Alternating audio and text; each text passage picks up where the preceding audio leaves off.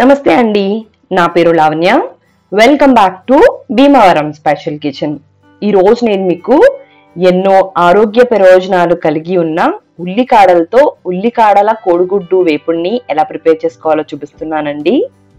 ఆడవాళ్ళకి ఎంతో ఇంపార్టెంట్ అయిన ఫోలిక్ యాసిడ్ ఈ ఉల్లికాడల్లో ఉంటుంది. దాంతో పాటు vitamin A, C, K, B6, B9, calcium, phosphorus, magnesium లాంటివి చాలా ఎక్కువగా ఉంటాయన్నమాట.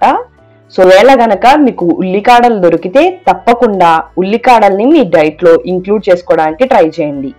ఉల్లికాడలు ఇలా ఉంటాయండి, కింద చిన్న ఉల్లిపాయలు ఉండి. సో చిన్న ఉల్లిపాయల్ని కూడా మనం పడే అవసరం లేదు, వాటిని కూడా శుభ్రంగా ముక్కలుగా కట్ చేసుకుని, అలానే ఉల్లికాడల్ని కూడా శుభ్రంగా కట్ చేసేసుకుని వీటిని రెడీగా పెట్టేసుకోండి. ఉల్లికాడలకి చిన్న ఉల్లిపాయల పైన ఇలా పైన తొక్కలా ఉంటుంది, జాగ్రత్తగా రిమూవ్ చేసేసుకుంటే సరిపోతుంది.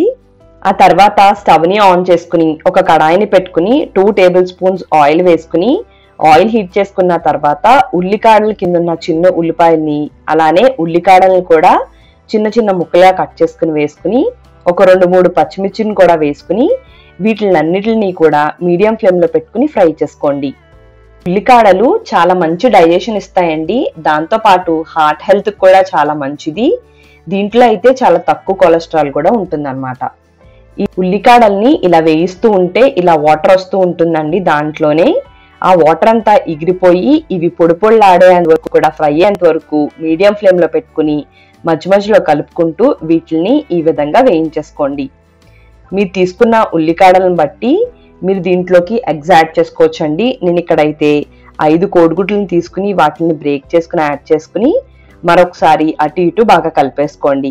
మీరు కావాలనుకుంటే ఇదే ప్రాసెస్ లో ఎగ్ డ్రాప్ కర్రీ కూడా చేసుకోవచ్చు అనమాట.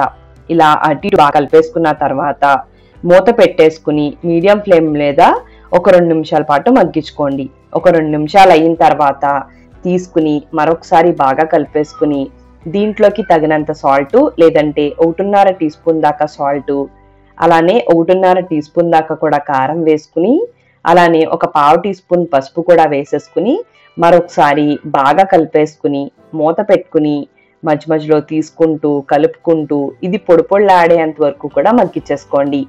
మీరు మసాలాలు కావాలనుకుంటే యాడ్ చేసుకోవచ్చండి. నేనైతే చాలా సింపుల్ గా చేయడం కోసం జస్ట్ ఉప్పు కారంతోనే చేశాను. ఉప్పు కారంతో చేసినప్పటికీ కూడా దీని రుచి చాలా బాగుంటుంది. ఈ విధంగా పొడి పొడిలాడేంత వరకు ఫ్రై చేసుకుంటే సరిపోతుందండి. ఇలా పొడి పొడిలాడిన తర్వాత కొద్దిగా కొత్తిమీర వేసుకుని మరొకసారి కలిపేసుకుని సర్వ్ చేసుకుంటే ఎంతో రుచిగా ఉండే ఉల్లికాడల ఎగ్ ఫ్రై రెడీ అయిపోతుంది. దీన్ని రైస్, రోటీ, చపాతీ లాంటిలో కూడా తినొచ్చు. మరి మీకు ఈ వీడియో నచ్చినట్టయితే like, comment, share and subscribe to Bhimavaram special kitchen. Thank you అండి. మళ్ళీ వీడియోలో కలుద్దాం.